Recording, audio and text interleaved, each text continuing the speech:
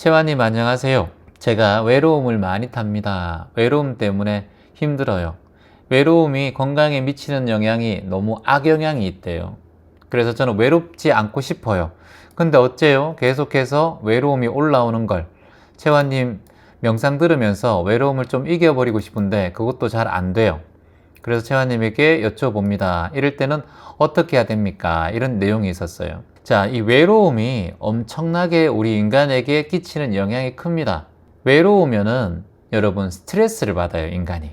그래서 스스로가 고독해지는 것은 스스로가 조절하는 힘인데 스스로가 외로움으로 고립되는 경우는 삶이 힘들게 흘러갑니다. 그래서 외로움이 곧 스트레스입니다. 지금 65세 이상의 홀로 사시는 분이 지금 우리나라에 1200만 명이 넘습니다. 그래서 지금은 세 가지 할게요. 첫 번째, 고독력. 두 번째, 근력. 세 번째는 자립력이에요. 이 세 가지를 키워야 돼요. 나이가 들어갈수록. 이게 없으면 큰일 납니다. 사람이 스스로 고독하게 있을 때 스스로 잘 이겨내고 자신의 감정을 잘 다스릴 수 있는 힘을 고독력이라고 해요. 홀로 살아도 잘 살고 같이 있어도 잘 살고 누구랑 어울리도 잘 어울리고 또 혼자 있어도 괜찮고 혼자 능동적으로 창의적으로 생활하면서 본인에게 건강을 유지할 수 있는 힘, 이런 거를 고독력이라고 해요. 그러면 두 번째, 근력은 뭔가요? 내가 운동을 하고 근력이 있어야지만이 근손실이 줄어들어서 몸의 노화가 진행되는 걸 늦출 수가 있어요. 그래서 걷기 운동이라든가 약간의 운동들이 꼭 필요하다라는 거예요. 그럼 자립력이 뭔가요? 혼자 있어도 잘 살아갈 수 있는 힘입니다.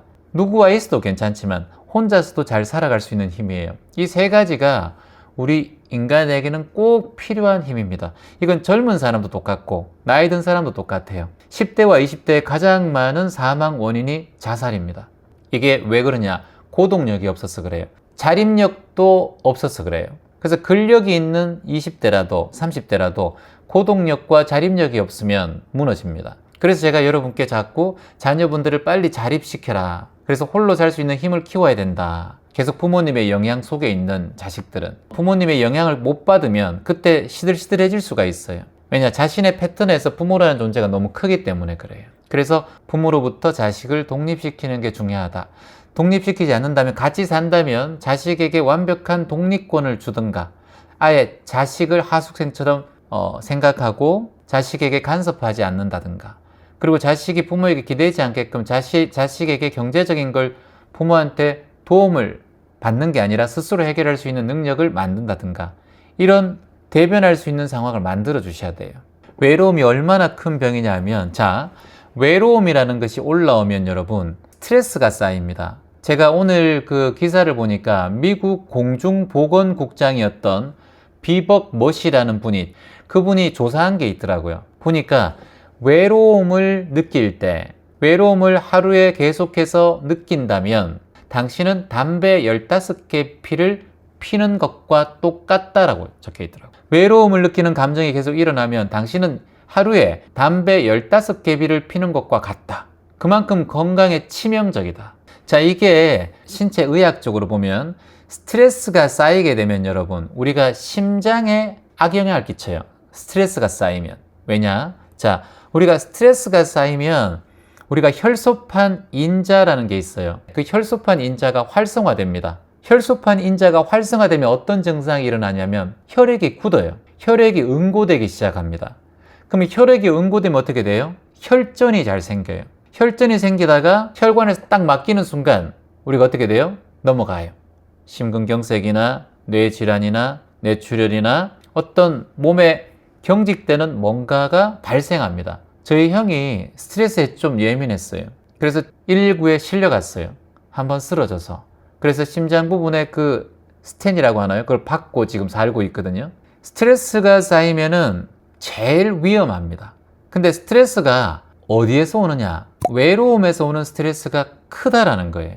그래서 이럴 때일수록 사람과 소통하고, 여러분이 어제 같은 방송도 보고 즐겁게 노래도 부르고 봉사를 참여하고 함께 노래도 하고 웃고 또는 같이 함께 공감해서 울고, 그런 활동들을, 사회적인 활동들을 돈 버는 것만큼이나 중요하게 실천하셔야 돼요. 잘못하면 돈을 벌어서 노후에 건강 챙기다가 수술하다가 병원 가다가 그 번 돈 다 써요. 차라리 스트레스 안 받고 일 안 하고 조금 벌고 아껴 쓰는 게 나을 수도 있어요. 그만큼 스트레스가 여러분 위험합니다. 그리고 스트레스 중에서 가장 위험한 것 중에 하나가 외로움이에요. 우리 기점명상 가족은 외로울 일이 없지. 우리가 이렇게 하는 일들도 많고 강연도 있고 버스킹도 있고 나눔도 하고 거리모금도 하고 댓글로 서로 인사하고 다 모두 친구처럼 함께 응원해주고 작은 아픔도 같이 나누고 작은 또 기쁨도 또 같이 또 나눠서 더 배로 키우고, 그래서 외로움을 견디는 것은 정말 우리 몸에 좋지 않다는 걸 다시 한번 여러분께 말씀을 드려요. 자, 그리고 여러분들께서 이런 경우 있어요. 제가 상담을 한 경우도 그런데, 최환님, 나는 남편하고 사이가 너무 안 좋아요. 정말 남편이 이제 나이가 지금 남편이 80인데 제가 75이에요. 저 남편이 너무 힘듭니다. 고민을 털어놔요. 평생 바뀌지도 않는 저 남편 때문에 너무 고통스러워요. 근데 남편이 이렇게 얘기합니다. 아이고 뭐 내가 살아봤자 뭐 90을 살겠나 100살을 살겠나, 뭐 그래도 지금 이 정도 건강되면 한 99까지는 살 것 같다, 이렇게 얘기를 했대요. 그러니까 갑자기 뒷목 잡고 넘어진 거예요. 스트레스 받아가지고. 그래서 어머니들 모이는 장소에 가가지고 막 얘기를 한 거예요. 거기는 또 가면, 촌에 가면 떠나신 분들이 많거든. 아이고 우리 남편은 지금 너무 건강해가지고 앞으로 10년이나 더 산다고 이렇게 농담 삼아 얘기하는데 내가 스트레스 받아 죽겠다 이러는 거예요. 근데 남편은 그걸 들으면 기분이 좋겠냐고. 안 좋지. 이 사람이 나를 뭐 빨리 죽으란 말이가. 내가 뭐 건강한 게 뭐 다행이지. 내가 어디 아파봐라. 병원비도 들고, 병원 뭐 똥오줌 다 받아낼래. 그렇게 생각하면 또 맞아. 아이고 건강한 게 좋다 하지만 10년 동안 이놈의 남편 삼시세끼 삼식이 먹이려면 그동안 얼마나 힘들어. 자기도 늙었는데 75이면. 그거 생각하니까 또 뒷목 당기는 거야. 근데 이걸 긍정적인 면을 생각하면 되는데 부정적인 면을 생각하는 거예요. 자, 그런데 제가 또 다른 예를 한번 들어볼게요.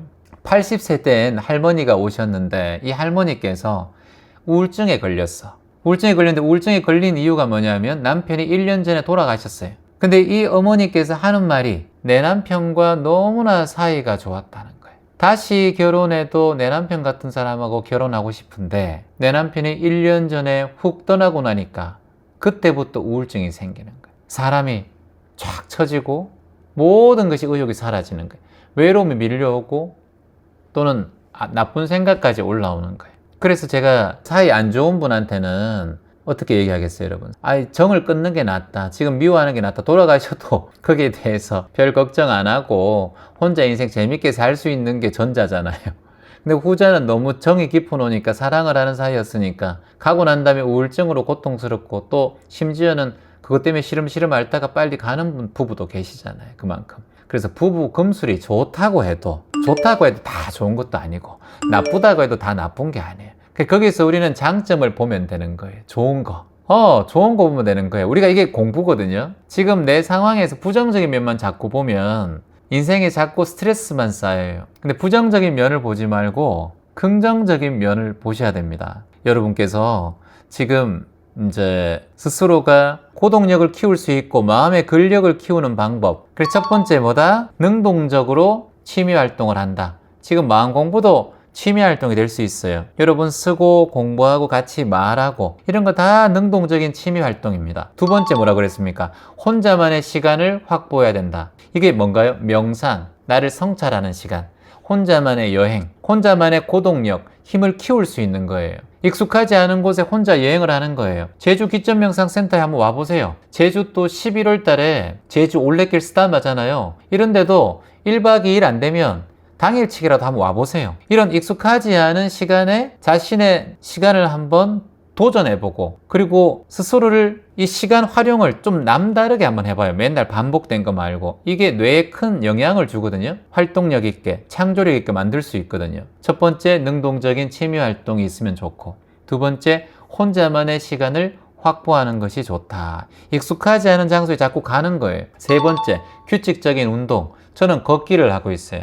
매일 10km, 스케줄 없으면 10km 걷기. 스케줄 있더라도 짧게라도 그곳에 가서 걷기. 그렇게 짧은 시간이라도 규칙적으로 운동하는 거예요. 네 번째는 주기적인 사회활동을 해야 된다. 이게 뭐다? 작은 소일거리라도 한다. 또는 작은 봉사라도 한다. 쓰레기라도 줍는다. 그리고 뭐 반려동물을 키우면 반려동물 가족과 같이 외출이라도 한다. 또는 산에 둘레길을 걷는다. 둘레길도 걸으면서 쓰레기도 한번 주워본다. 5번째, 자기 성찰하는 명상과 자기의 일기 쓰기나 기록들, 이런 게 필요하다. 자신의 삶에 대해서 자꾸 성찰하는 거예요. 그래서 지금 이런 능동적인 취미 활동이 여러분이 마음 공부가 되었으면 좋겠고, 그리고 5번째로 자기 성찰과 기록이 여러분의 필사나 마음 공부할 때 같이 얘기하고 명상하는 게 이런 게 됐으면 좋겠어요.